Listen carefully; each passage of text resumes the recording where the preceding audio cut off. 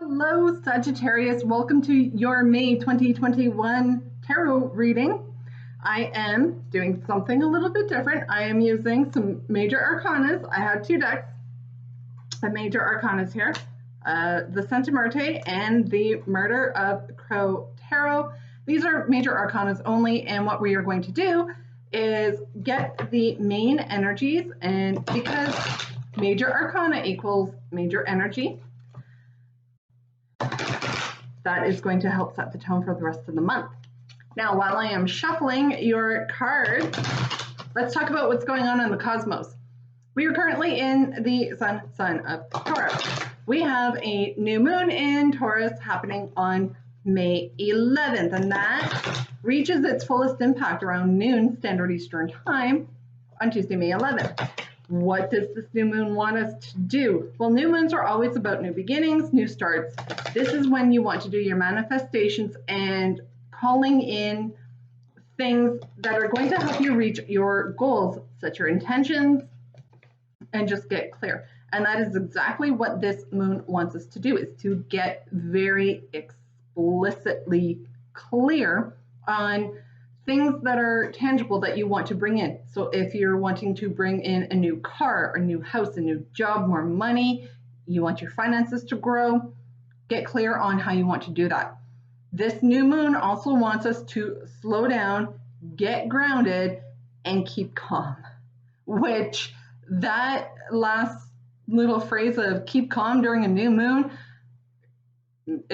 I'll be honest, it scares me because that is a little bit of the, keep calm. Shit's gonna hit the fan, but keep calm. Just keep calm. That's the kind of energy I'm getting off of that. Going to shuffle the Crow Tarot, which is going to be the body of the reading for you. And while we're shuffling, we're going to keep talking about what's going on in the cosmos, because there is a lot going on in the cosmos.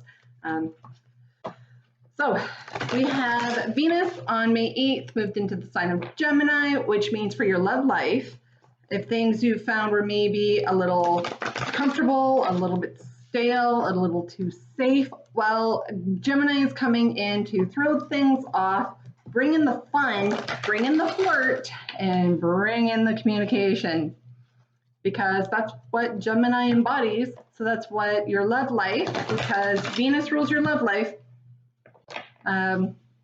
that's what Gemini embodies, and that's what your love life is going to reflect.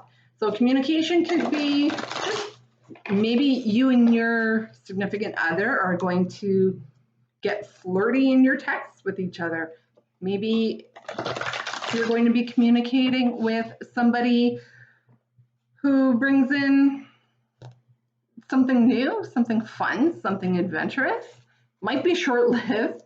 Gemini is a little bit on the fickle side.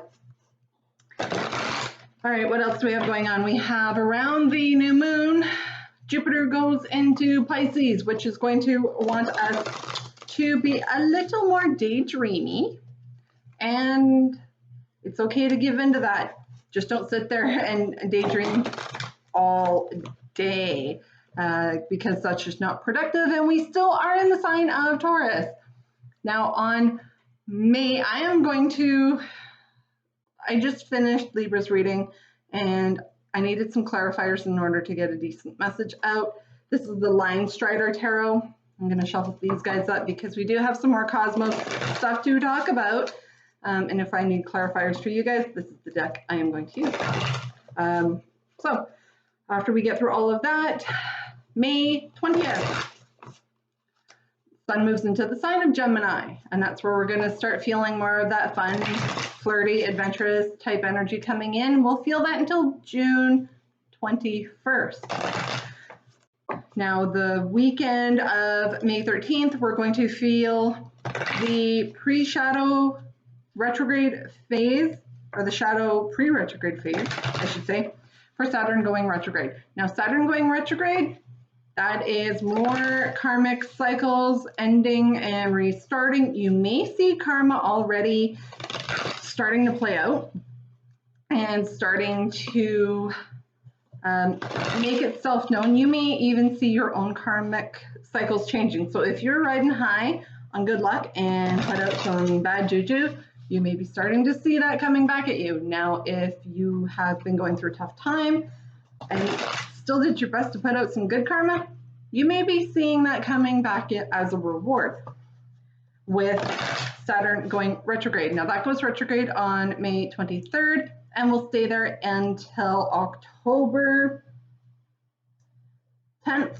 Now, don't forget, we have Pluto in retrograde currently. It went retrograde on April 27th. It will stay retrograde until October 6th. Pluto, planet of death and rebirth, that also talks about karmic cycles. So we've already had the ending, and it's been kind of a rough ending. It was a tough landing for us to stick. And we're now in that transformation phase. We are changing and shifting. We've also got the age of Aquarius with Jupiter and Saturn spending a lot of time in air signs for the next 200 years, guys. 200 years. We're going to be all about innovation and the betterment of society and improving technology and all that fun stuff. That's the theme for the next 200 years.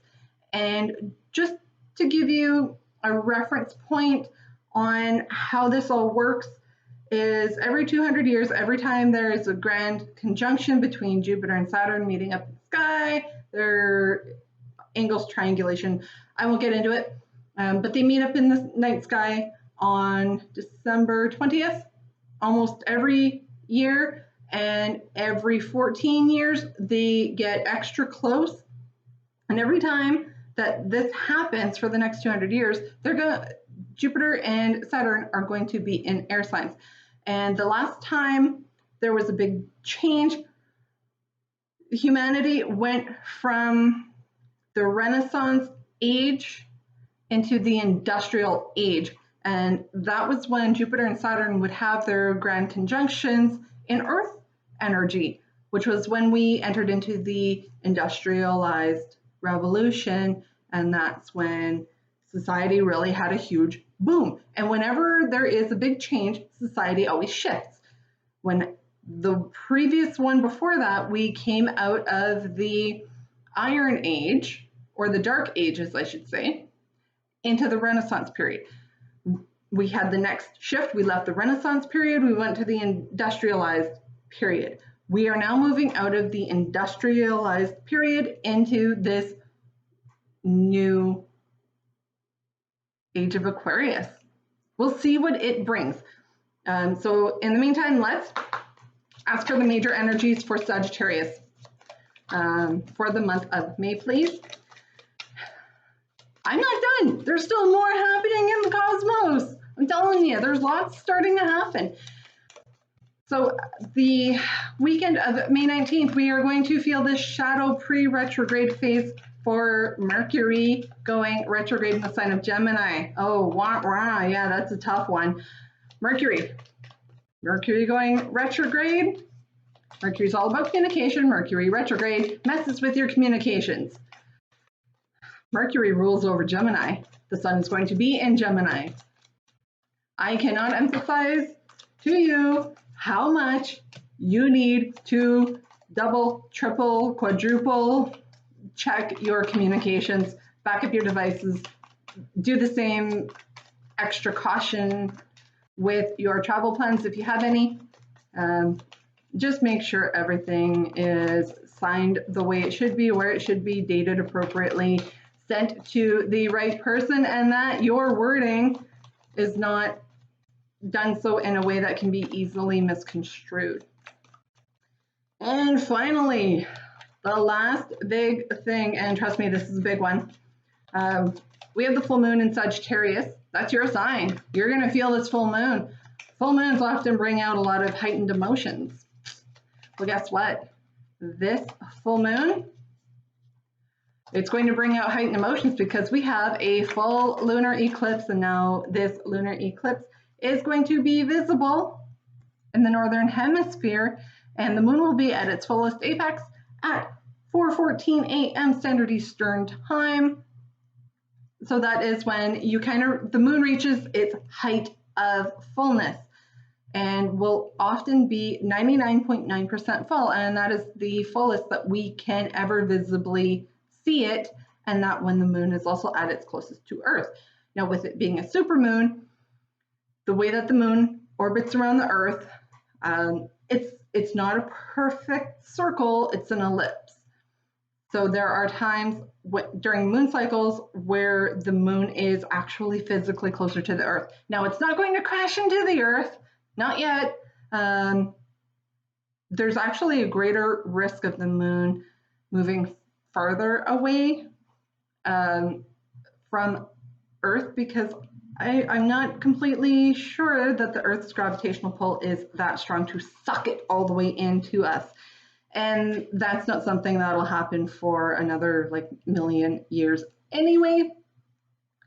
But this full moon in Sagittarius is wanting us to get very clear on our space, our freedoms, what we value, and to be making informed decisions. Now, with the eclipse itself is going to want us to close out things. So if you have a book on the go, by the time the full moon rolls around, finish that book, or basically forever hold your peace with it. Finish things. If you've got projects on the go, double down your efforts, finish the project, and if you're not going to finish it, delegate it to somebody else. Get stuff off your plate, close things out, and release. This is going to be super amazing for releasing all of this kind of things. So before we get into getting your messages from the Crow Tarot, let's talk about what major energies are coming out for you for the month of April. And we start off with the Hierophant. Now the Hierophant, it's earth energy, very grounded. As you can see, pretty stern. So there is some seriousness coming in, and there's a good reason for that. Get to that in a moment. Now the Hierophant, card of commitment. So maybe you're committing, maybe you're getting strict and disciplined with yourself. Maybe you are getting disciplined with some spiritual beliefs and practices, as the Hierophant was formerly known as the Pope, as he is the highest of the high-ranking religious or spiritual type figure. He's also, like I said, committed and disciplined. But why is that card so serious? Well, that's because we've got the Tower card. So there's something that's moving and shaking for you. The Tower card is something that is shocking, that rattles your foundation. Now, it's not always bad energy. You can have something really good coming into you that shakes your cage. And the reason why it shakes your cage is it's unexpected. So there's an unexpected event, and I do feel that this is going to be a bit of a more serious tone. Let's get the messages for Sagittarius for the month of May. We'll see if we can find out what this tower might be about. I may have to pull a clarifier on that one, though. No, I didn't see which one that was. I tried to flip. So with the full moon in Sagittarius, you will be feeling those energies a lot. Just be aware of the heightened emotional aspect. I know you are not a super emotional sign, Sagittarius, but you may be not able to repress your emotions much. Okay, we've got 2 sixes that have come out. So sixes talk about movement in the tarot. I could swear a card flipped over, but I don't see it. Sixes are all about movement. Okay, 2 more cards, please. And while we're doing this, let's do a little of the YouTube type housekeeping. There we go. Don't forget to like, subscribe, hit that notification bell. You never know when I'm going to jump on and do a full moon reading, a new moon reading, an eclipse reading, maybe both. I do daily readings, so you don't want to miss any of those. Feel free to share, and the reason why you might want to share is In April, for the monthly readings, I did run a contest, and it was for extra readings for the following month. Now, Scorpio won that by a landslide. So they are getting extra readings for the month of April. So for the May monthly readings, whichever sign has the most views, which if you share this with all your Sagittarius friends, then that counts as a view. As long as I can track it, then it counts. And you could end up having extra readings in June. Now on to the rest of your reading. The Justice card is on the bottom of the deck. The Justice card has been coming out for a lot of people. This card, it's made at least 6 appearances, and it talks about karma being rebalanced. And your shocking event may be related to some sort of karmic incident, whether that is good karma coming in towards you. Now, Sagittarius, you are ruled by Jupiter, and Jupiter is the planet of luck, growth, and expansion. So you may be seeing some good karma coming in, and when it's least expected.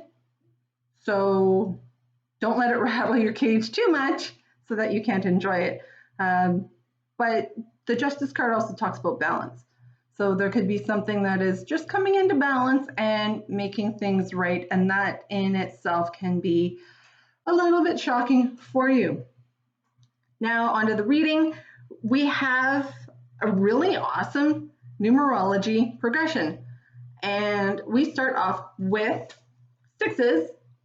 The first 6 is the 6 of Pentacles. Now, as you can see, there is the scales of justice. Okay, there's a theme here. There's pattern. Scales of justice. Now, 6 of Pentacles is talking about things that are tangible. It's earth energy, and it is a flow. It's a balance. Things that are tangible, this usually talks about your money or employment, and can talk about your home or investments. But things are balancing out. Your home to work life ratio is balanced. Your paycheck stays relatively the same. That shocking news, I have a funny feeling I know what it might be, and it doesn't necessarily mean your money. But there is movement. Money comes in, you pay your bills, money goes out. There's no shocking raises, there's no job losses here, but it's movement. And one extra thing with the 6 of Pentacles is it talks about generosity and benevolence. So there is often a little bit extra left over with this card so that you can be a little more generous and benevolent and maybe giving. It could also mean you are receiving. And this is good news. Whatever this giving, receiving is, it's good news. It's bringing you from stormy seas into calmer waters with these 6 of Swords. It's bringing in peace of mind. Now you do have the master number 6. You may want to Google it, angel number or master angel number of 6. Like I said, 6s are movement. So this is moving into something much more calmer and enjoyable. Some other interesting things with this card is movement in period. It could be actual moving of residences, places. I don't see a moving of jobs. There's actually quite a bit of stability here. And your shocking event, even though it's coming across as quite stern and serious, it's maybe the beginning of the month, beginning into mid-month. That energy could also be the eclipse, the full moon with the eclipse, because it is in your sign. It could really rattle your cage.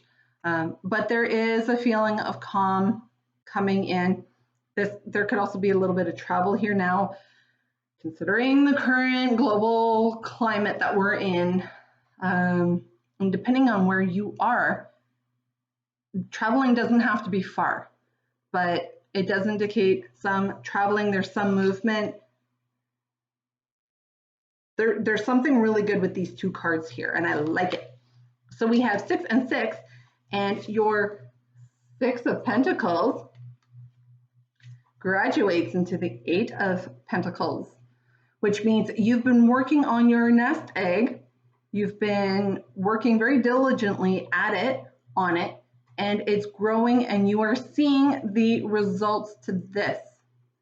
And it's taken a lot of strength and courage. Here's your number 8 card. So, oh, sorry, this is a 7 of Pentacles. Apparently I can't read. 7 of Pentacles is you're building, you're seeing things slowly grow. There's a little bit of a waiting, and then you graduate to the 8, which Strength card is a major arcana. So this is a major energy coming in. It's taken a lot of strength to get to where you're at. Now, if you look closely at this card, right above the line is the infinity sign. So you have an infinite supply of inner strength. Now, as you can see, the crow, he is not at all overpowering the lion or taming the lion. He is doing this very gracefully. And as you can see, the lion actually looks pretty happy with all the roses and that around him. So there is a good energy coming in. There's an infinite supply. So we're moving from 6 to 7 to 8 to the second happiest card in the deck with the 10 of Cups. The 10 of Cups is, as you can see, rainbows. Cups are full, cups are overflowing. You go from having a little bit extra to having a lot extra. Now, this is a feeling. This isn't necessarily about your money, but you're feeling really good by the end of the month.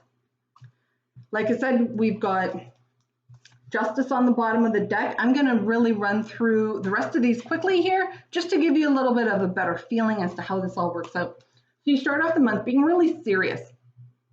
And there is a tower moment that is going to come in. Now, this could just be the full moon with the eclipse. Because it's in your sign, you may be feeling it a little bit extra hard, and it may be rattling you. But things are not necessarily as bad as it appears to be on the surface. You are going from relative stability, starting off with the 6 of Pentacles. You're moving into calmer water, watching things grow, things are expanding. It's taken a lot of strength and willpower to get here, and it's leading to the happiest card in the deck. And I really strongly feel this is tied to the Justice card, and this is karma working out in your favor. You're getting yourself out of this self-imposed prison. You're moving away from grief and lack. You've got a renewal or a new message coming in about your money or things that are tangible. There's the 9 of Cups, wishes fulfilled and granted. There's some warm, loving energy, even some creativity. If you're looking for love, there's some coming towards you, whether it is a new love or just a renewal of love. That will depend if you are committed already or not.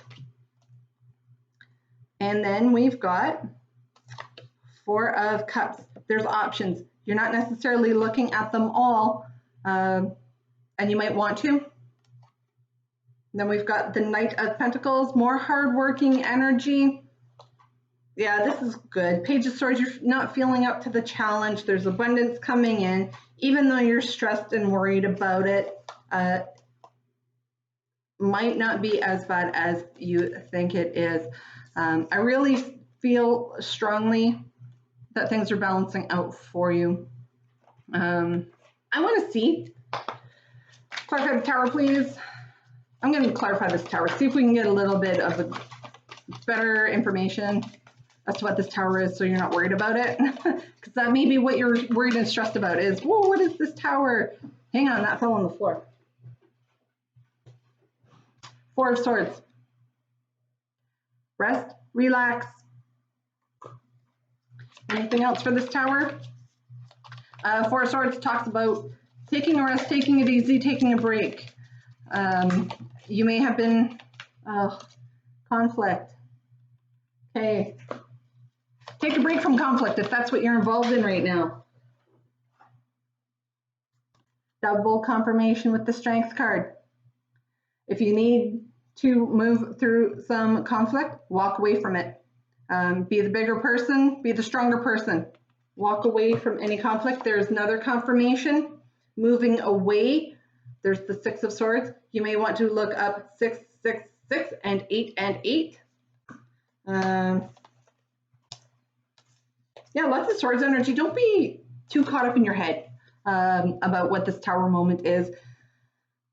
It might rattle your cage, but it's nothing to be too concerned about.